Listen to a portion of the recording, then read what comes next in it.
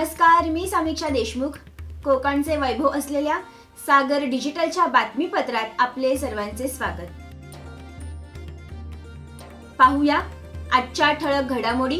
भाजपचे 400 पार स्वप्न भंगले, मोदींचा राजीनामा राष्ट्रपतींकडे सुपूर्द. राज्यात भाजपला मोठा धक्का, फडणवीसांनी घेतली अपयशाची जबाबदारी. लोकसभेनंतर महायुतीची गाठ सैल, विधानसभा स्वतंत्रपणे लढणार का? आता पाहूया आजच्या सविस्तर बातम्या. मोदींनी उत्तर प्रदेशातील वाराणसीमध्ये काँग्रेसच्या अजय राय यांचा 1.5 लाखांपेक्षा कमी मतांनी पराभव करत आपली लोकसभेची जागा राखली आहे.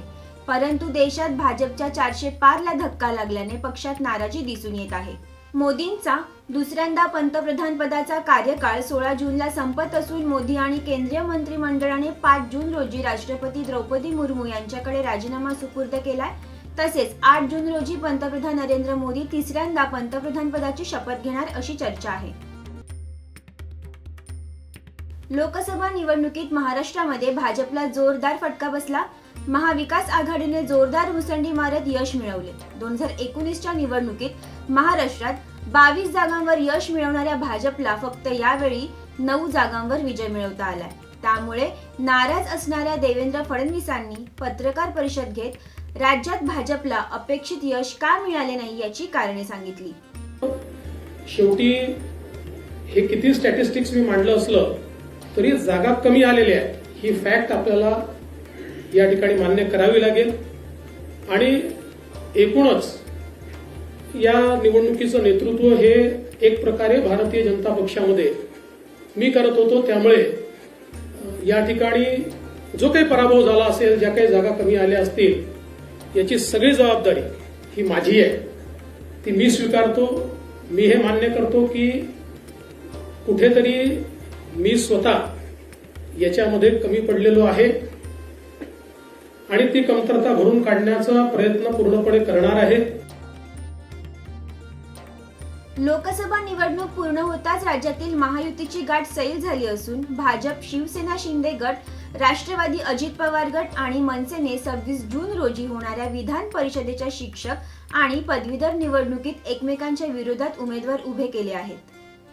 निवडणुकीसाठी अर्ज दाखल करण्याची मुदत 2 दिवसांनी संपणार असून भाजप आणि मनसेने आपले उमेदवार अधिकृतरित्या जाहीर केले होते. मात्र यात आता शिंदे गटाकडून संजय मोरे यांचे नाव कोकण पदवीधरसाठी पुढे आले असून राष्ट्रवादी काँग्रेस अजित पवार गटाने मुंबई शिक्षक पदवीधरसाठी शिवाजीराव नलावडे यांना उमेदवारी जाहीर केली आहे. त्यामुळे आगामी विधानसभा निवडणूक महायुतीतील पक्ष स्वतंत्रपणे लढतील का असा प्रश्न निर्माण झालाय.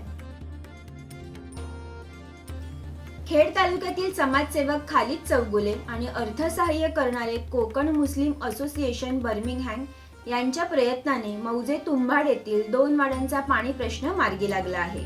कदमवाडी क्रमांक 2 व ओझरवाडी या 2 वाड्यांना एप्रिल व मे महिन्यात पाण्याचा तुटवडा पडतो. त्यामुळे ग्रामस्थांना पाण्यासाठी दूरवर पायपीट करावी लागत होती.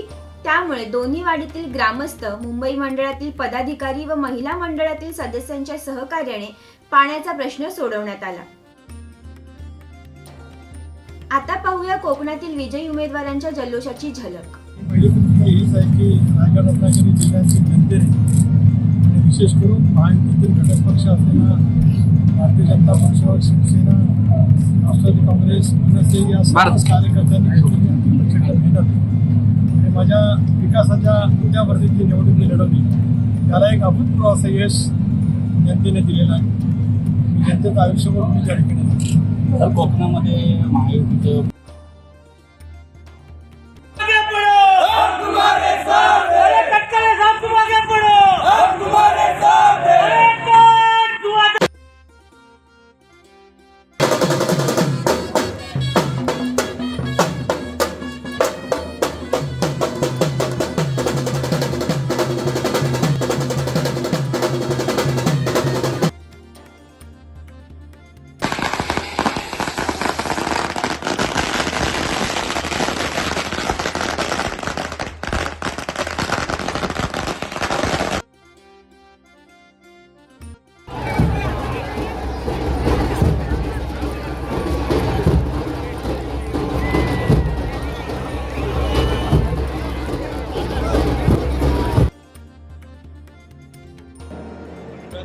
सिंधुदुर्ग लोकसभा या मतदारसंघातून लोकसभा निवडणूक मी लढवली.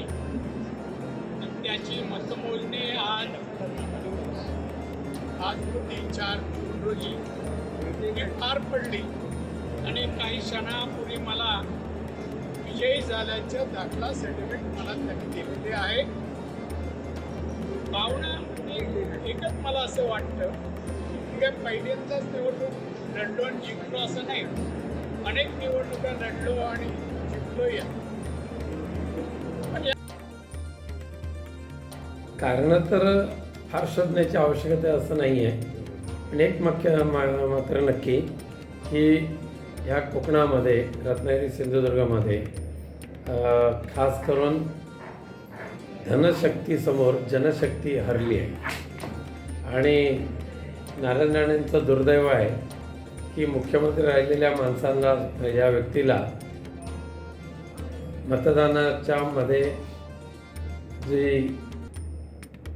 ज्या पद्धतीने धनशक्तीचा वापर त्यांच्या माध्यमातून झाला अशा पद्धतीचं दुर्दैव त्यांच्यावर आलं.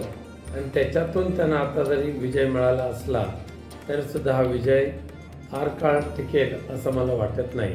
परंतु एक घाणेरडी वृत्ती कोकणामध्ये या भाजपाच्या उमेदवाराने नारायण राणे यांच्या माध्यमातून या ठिकाणी आली. यात कोकणचं दुर्दैव आहे. या होत्या सागर डिजिटलच्या बातम्या. या बातम्यांसंदर्भात आपल्या सूचना आणि प्रतिक्रियांचे आम्ही नक्कीच स्वागत करू. पुन्हा लवकरच भेटू नव्या बातम्यांसह. तोपर्यंत धन्यवाद. सागर डिजिटलच्या यूट्यूब चॅनलला लाईक करा, शेअर करा, सबस्क्राईब करा आणि ताज्या घडामोडी नियमित पाहण्यासाठी बेल आयकॉनला प्रेस करा.